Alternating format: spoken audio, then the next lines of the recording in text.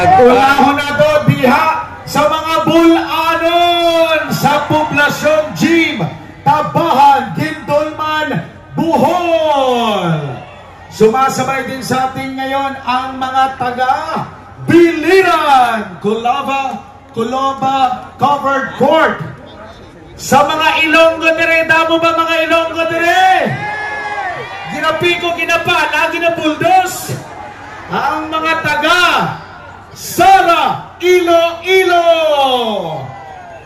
Live din po tayo napapanood dyan po sa Barangay 1A, Poblasyon Covered Court, Manapla, Negros Occidental.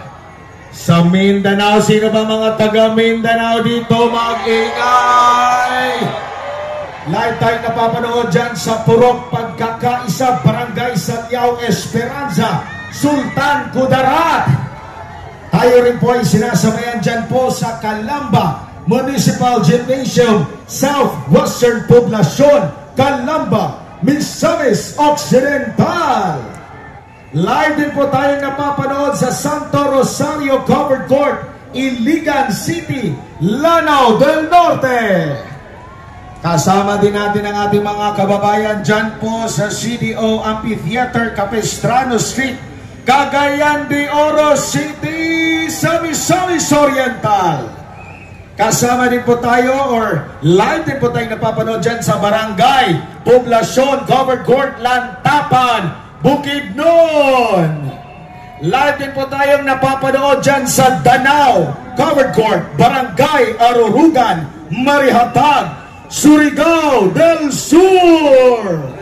At siyempre hindi nagpapahuli ang mga Davaoenyo.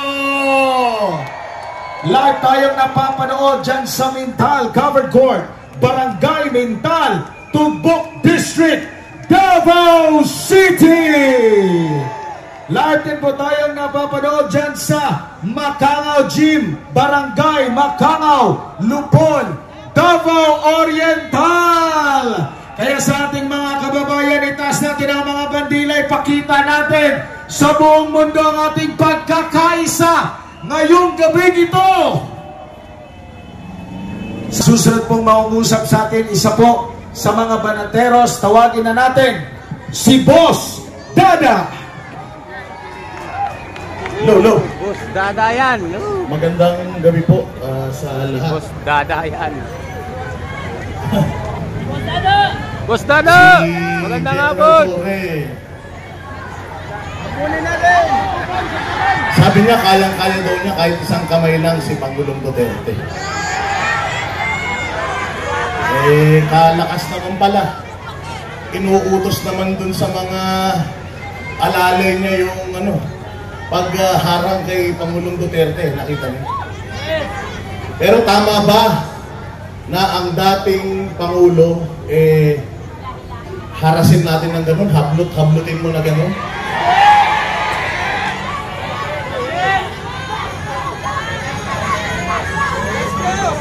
Kasi parang lumalabas, sila pa ang biktima eh.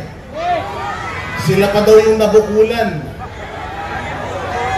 Sila pa daw yung VIP treatment daw yung binigay niya kay Pangulong Duterte dahil nakaupo daw sa upuan ng presidente.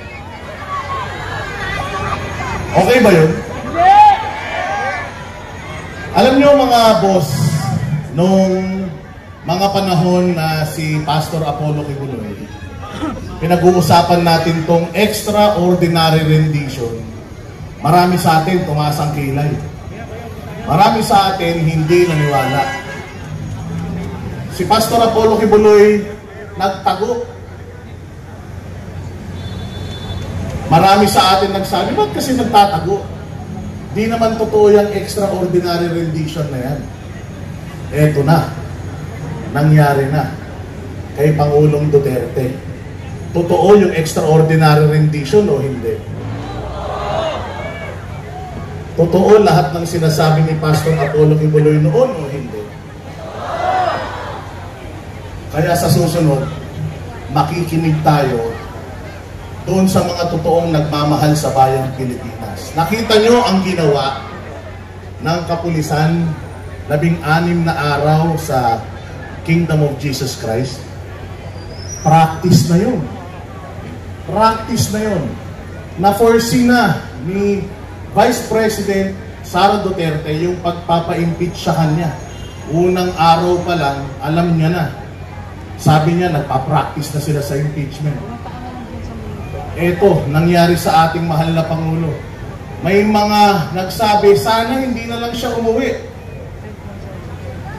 Natatandaan nyo, merong isang congresswoman na itinago niya yung kanyang asawa dahil may kaso. Sana ganun na lang din ang ginawa natin. Pero alam nyo si Pangulong Duterte, hanggang sa huling hininga niya, gusto niyang ipakita sa inyong lahat na handa siyang maglingkod. Kahit marami ang nag-a-advise sa kanya, huwag ka munang umuwi. Nasa Hong Kong pa lang kami, alam na namin, ang dami ng pulis, nagsisinungaling na sila. Nagsinungaling ang PNP, nagsinungaling ang Malacanang, nagsinungaling ang Solgen, sabi nila wala. Pagdating dito, ang ginawa ni PRD, hindi, ang ginawa niya, inagahan niya pa. Sabi, huwag ka munang umuwi, huhulihin ka. Sabi niya, hindi, uuwi na ako, aagahan ko pa. Pag uwi ni Pangulong Duterte, anong ginawa niya? Anong ginawa sa kanya? Ipinakita niya sa inyo kung anong klaseng gobyerno meron tayo.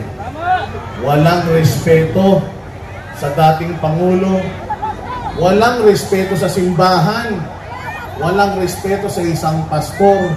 Kung walang respeto sa mga malalaking tao, walang respeto sa Vice President, ini-expect nyo ba na i-respeto din kayo?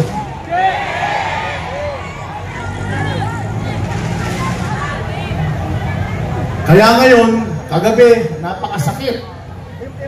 Bawal kasi magmura dito eh. Pinagbawalan ako ng boss namin. Pero, siguro palitan na lang natin ang dasal.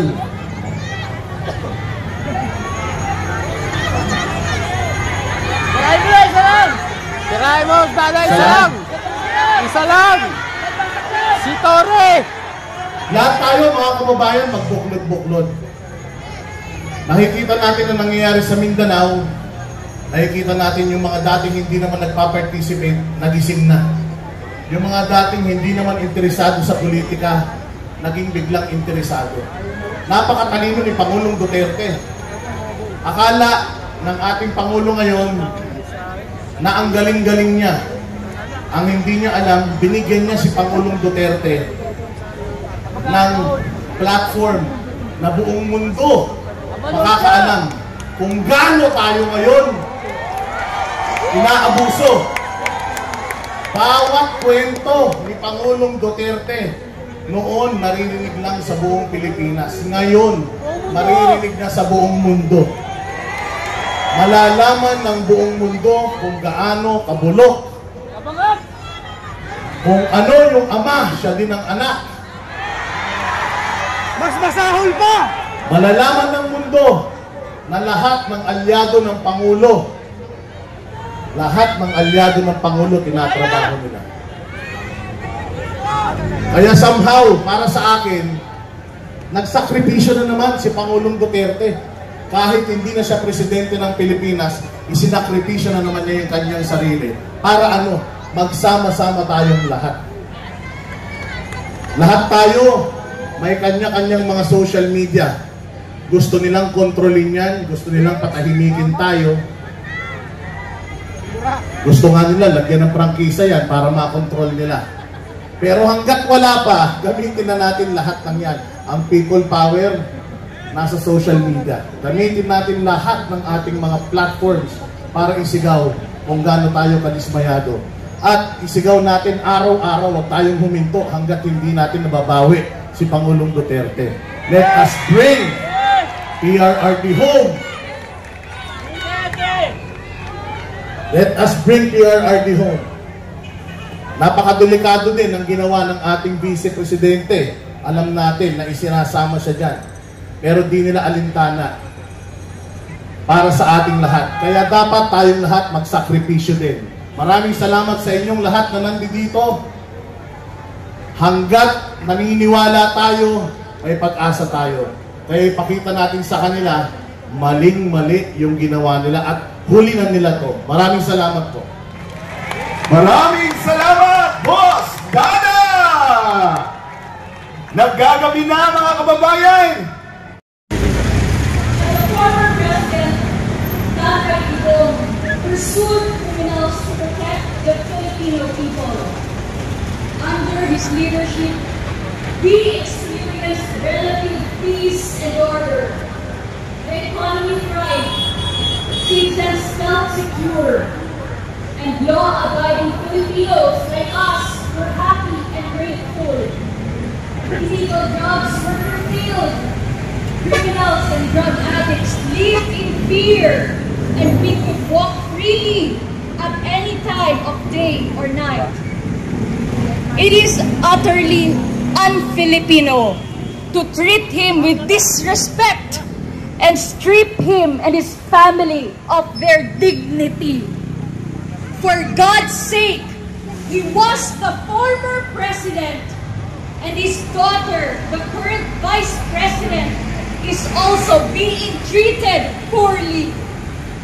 Unlawfulness and illegality seem to dominate today's landscape.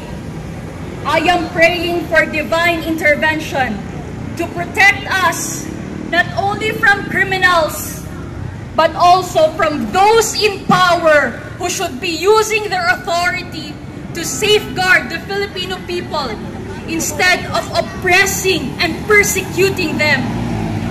Let us all pray for peace, love, and compassion to reign in our beautiful land once more, a land where law-abiding and God-fearing citizens feel safe and protected.